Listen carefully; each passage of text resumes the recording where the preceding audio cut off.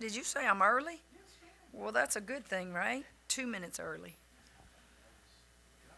All right, well, take your time. I'm not in any hurry. I just got to be on that floor by 3. Is that fair enough? Or in that film room, I should say. Scott's Take our your official time. timekeeper. He keeps time. Let's see. Today's Kim, I saw some stuff with Angel on Twitter earlier today. Why is it you feel like she has to continually, I guess maybe defend herself, or maybe a lack of a better word? Why is she in a position to where she's constantly having to maybe battle with that? I'm not sure what you're talking about. Give me some more specific stuff. Remember, I don't do social media. I barely do reading newspapers anymore, so. Yeah, she's just having continually talk about, her on court demeanor. And she's just in a constant, seems like almost a constant state of having to, just to defend how much passion she plays the game of basketball with. Honestly, I can't answer that question because I don't really engage in social media stuff. I will ask her today, maybe more detail what you're talking about. Maybe it's the technicals that she's gotten, the things like that. I don't find that she's a dirty player. I think she plays extremely hard. I think she's passionate.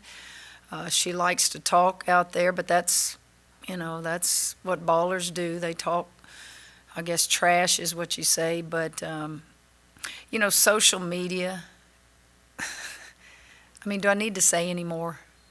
I mean, if you're going to engage in social media and read all that stuff and believe all of that and bicker back and forth with all that, I don't even know what to say because I don't do it. We have the accounts, and my coaches and Grant control all of that. I don't know, but I'll ask her. Thanks for bringing it to my attention because I don't want anything to distract her, from anything. Keep doing what you're doing. Kim, I asked you earlier in the year about only having a few SEC teams in the top 25, and you said it's because everybody lost a lot last year. Talk about what you've seen, just your analysis of playing so many games, only a few left, what the future looks like, the young players, and can you see in a year or two where the SEC is going to have more ranked teams in the top 25? I think we should have a couple more ranked teams in the top 25 this year. I do. And I think you know who those teams are. It's just you have to be careful in your scheduling because if you overschedule, they'll think that you don't belong in a top 25, but yet the selection committee thinks you should get a top 16 seed. So it's just do what you got to do as a coach to get recognition for your program. But as far as what I have observed in this league, we've got a couple of people that deserve to be in the top 25, a couple more. Coach, with the postseason coming up, how would you assess where y'all are as far as field goal percentage defense? Man, you sneaking in my house at night and seeing what I write down? Not at all. You see that piece of paper right there? That's going to be the first thing I cover with these kids. So you know a thing or two about this game. And my talk to them today will be about reminding them what our goals are on the defensive end and what we haven't really done very good the last 4 or 5 games. We just think throw that out there, we're going to get in a track meet and we're going to outscore you. That's going to win you games. Field goal percentage defense is a big part of my presentation today before we ever get to Vanderbilt. I like that question. So to answer your question, it better get better. We better all get on the same page. I better have 5 LSU players on that floor all knowing what we're doing at the same time and not just one-on-one defense. And I think we've gotten away from that for whatever reason. Start with me, not emphasizing it every day in practice. Start with me on allowing it to happen, but I'm going to get their attention about that today. Would speak about Sasha Washington, the player, and Harbison, and yeah, much. They got some players who are playing very well. Playing really good. They've won Arkansas, Kentucky, 2 of their last SEC games at home. They're shooting the ball from the 3 very, very well. I think, did I see 7 maybe that they're making a game now? You know that matchup, and I don't even know if I want to call it matchup anymore because Coach Katie from Georgia told me it wasn't a matchup, but I old-fashioned call that a matchup zone, and they're really good.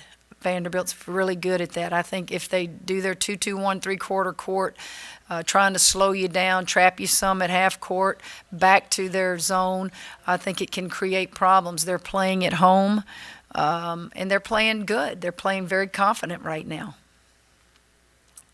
Hey, Coach, coming off the Ole Miss game to the Florida game, what did you see from LaDeja and how aggressive she was, and is that how you want her to approach the games moving forward? Well, I want all of them to be aggressive. I think a lot of it has to do with the opponent and their style of defense. Guys, Ole Miss, and I said this that night, plays outstanding defense. Their speed, their quickness, their lateral speed allows them to really compete. And in fact, I told Coach Yo after the game how impressed I was. I'm just an old-fashioned, old-school coach that when I recognize coaches stressing defense, it warms my heart, and I always need to tell that to the opponent. And I just think she has really emphasized defense. So maybe the defense is why LaDeja did what she did in the Florida game.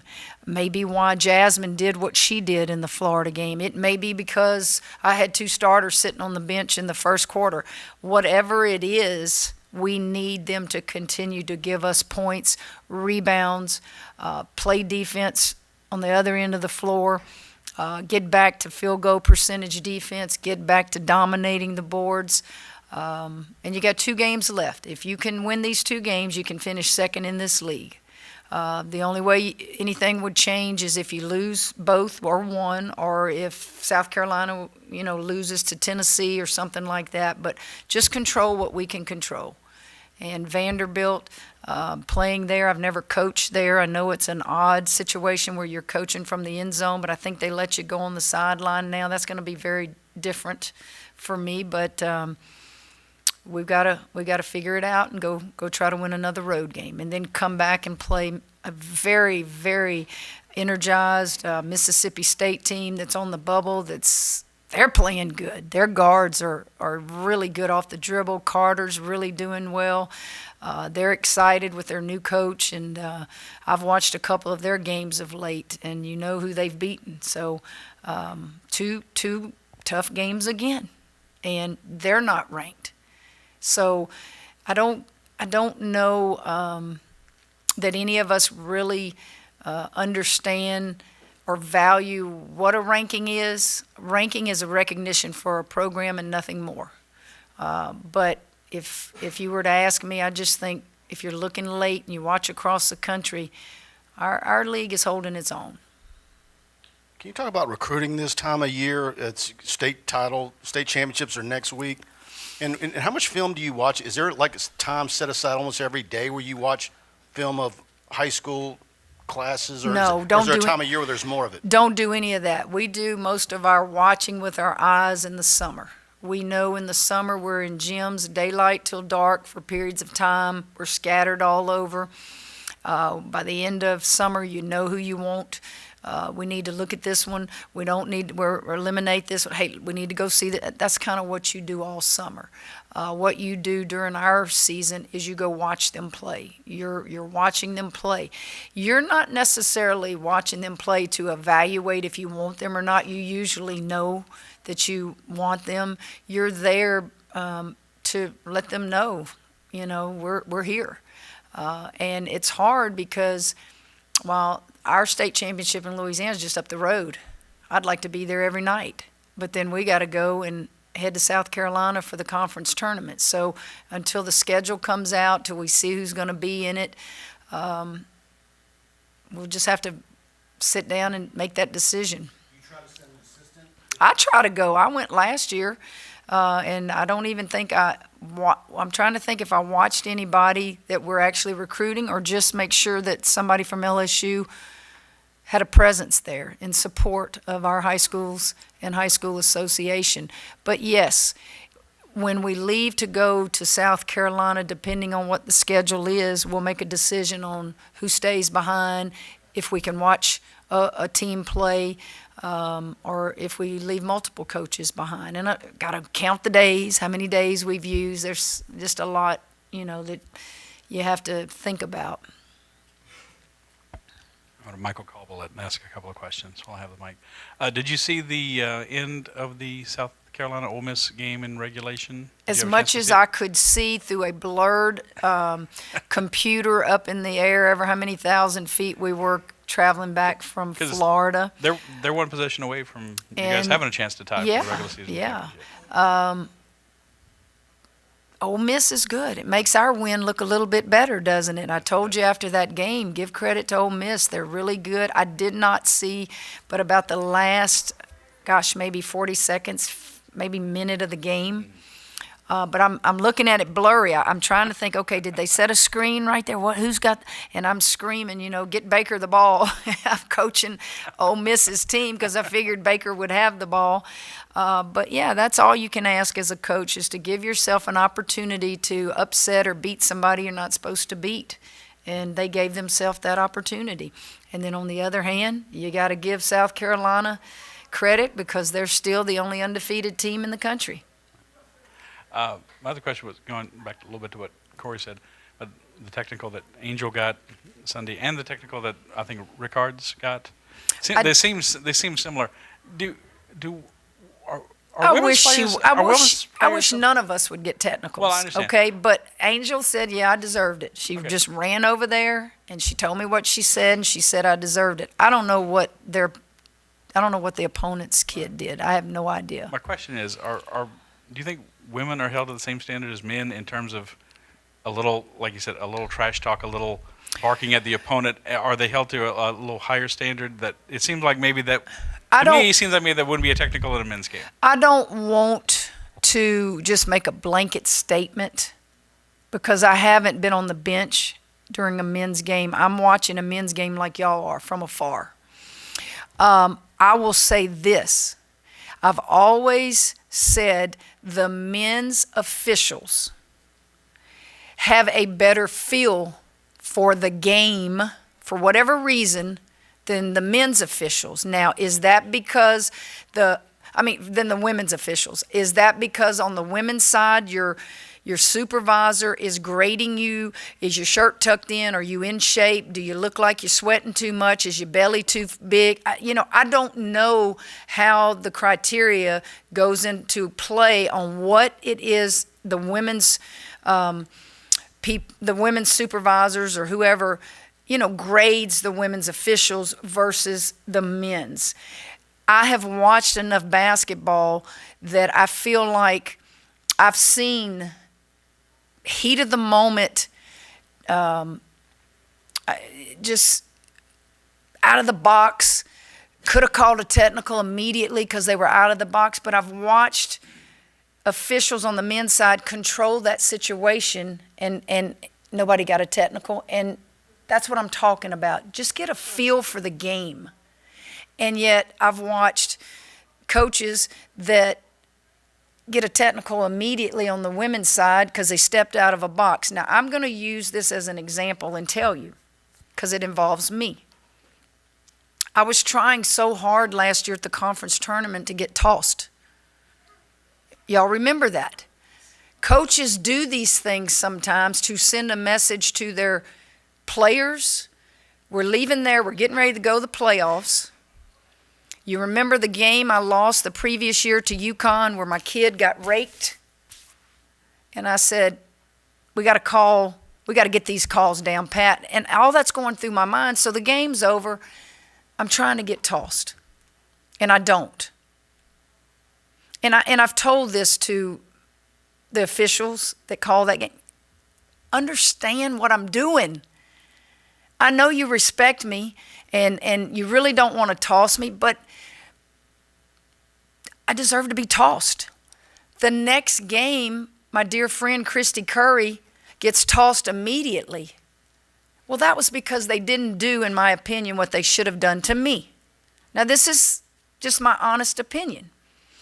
And I've shared this with the supervisor of officials and say, this is what I'm talking about on getting a feel for the game. I don't know.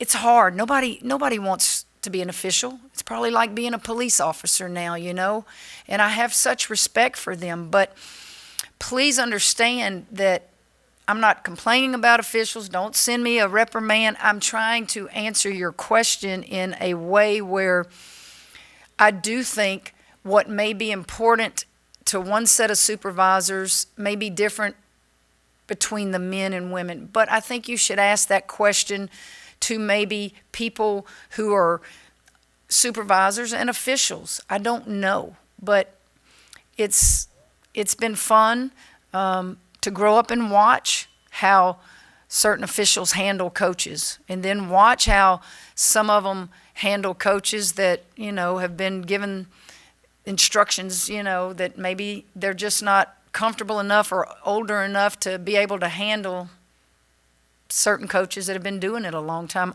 I don't know, but yeah.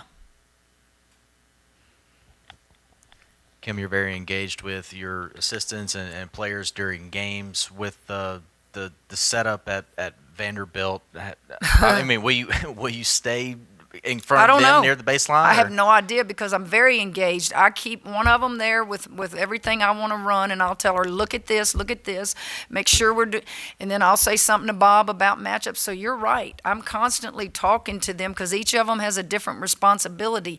While I ultimately make the final call, I can't do it all. And as you're seeing across the country, if you're watching, a lot of head coaches have assistant coaches drawing up out of bounds plays throughout the game.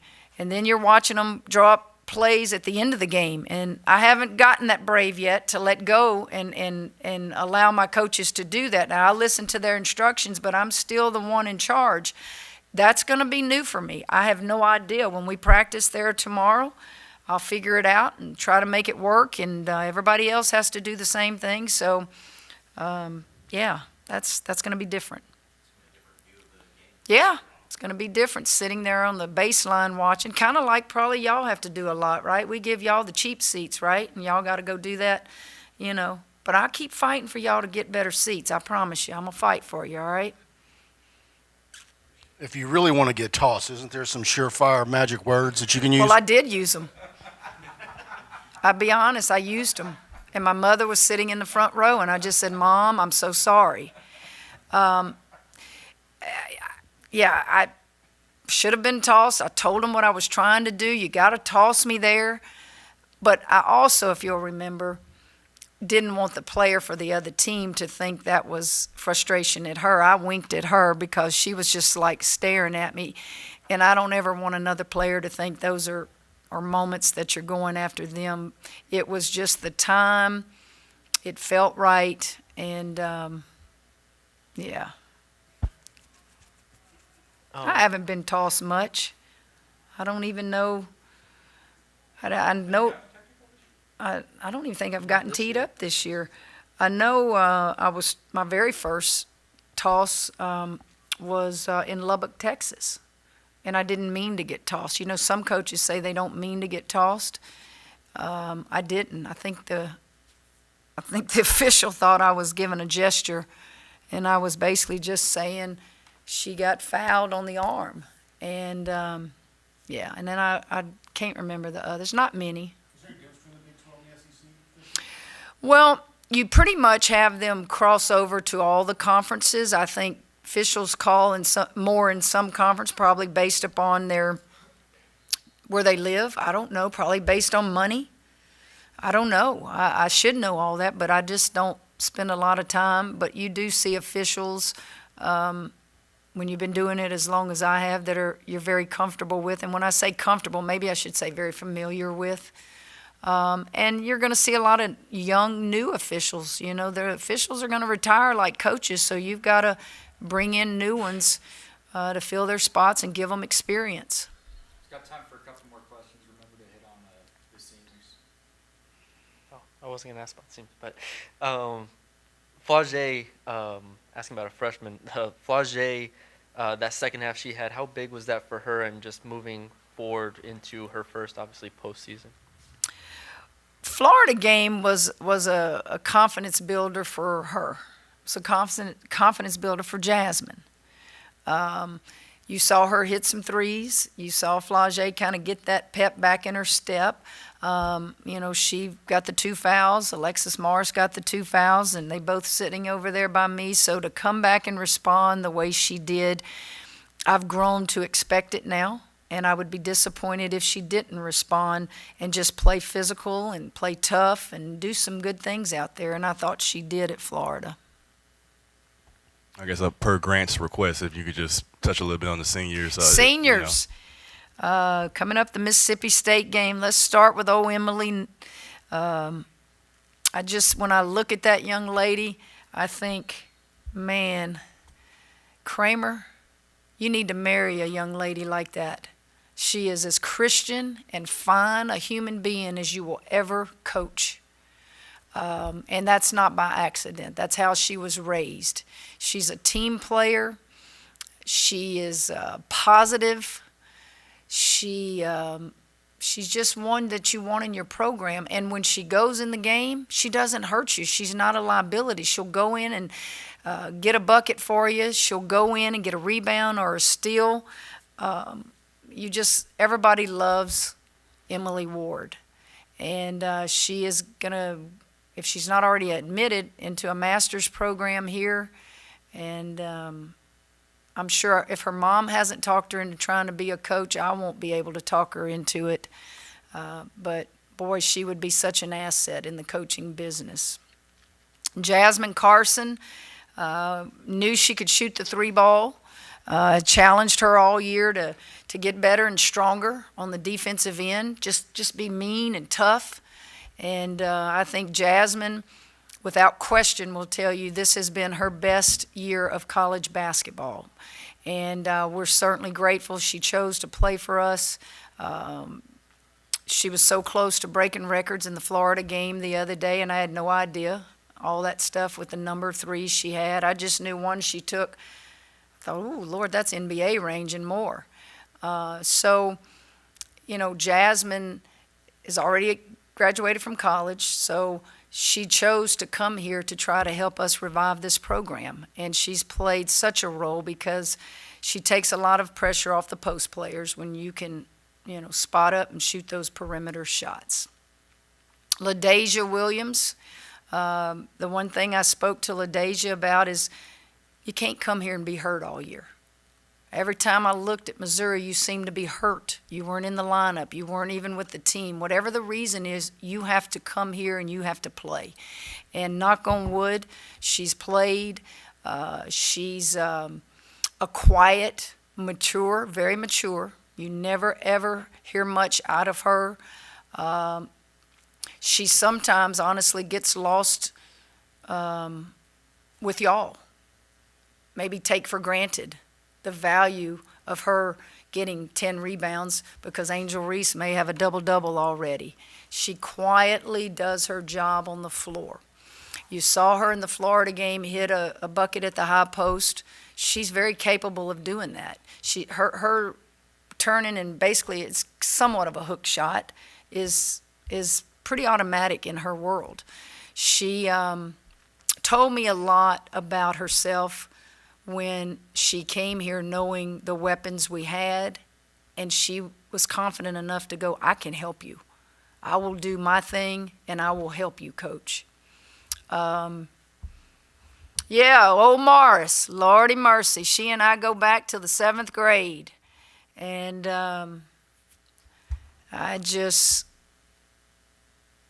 can't tell you enough about how it feels when someone you dismissed from a program wants to come back and play for you. It tells you her inner soul deep, deep down.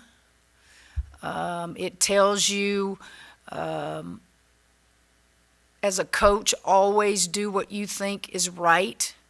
And these kids will realize that and not hold it against you. Alexis Morris could write a book, because I don't know that I have ever had a young lady or I will ever have someone that I've dismissed from a team come back and play for me. And that tells you enough about her. Her skills set, if you watch her play, quick as lightning. Honestly, sometimes I struggle with, do I need the ball in her hands or do I need to put her at the off guard? Because, you know, with the ball in your hands, you got to do so much. You got to make the first pass. You got to call out the offense. Where sometimes maybe I just need to push her over there and let her shoot. That's what she did for us last year. So I am indebted to Alexis Mars for not just coming to play for me again, but honestly for the lessons she can teach in life by her story. Did I cover them all? Yes, ma'am. Are we good? Everybody have what they need? Thank you, guys. All right, guys, thank y'all.